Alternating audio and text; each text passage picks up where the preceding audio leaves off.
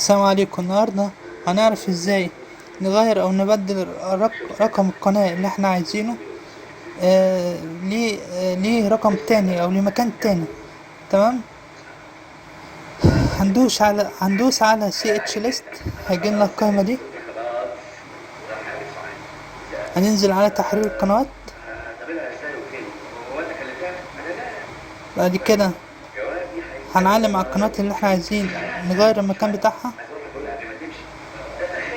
وهنيجي في الجنب. بعد كده هننزل على تغيير الرقم. بعد كده هنرجع تاني ونحرك القنوات اللي احنا عايزين،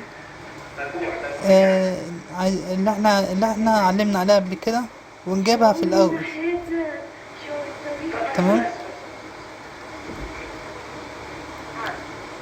زي كده. وبعد ما نخلص خالص هندوس اكسايت.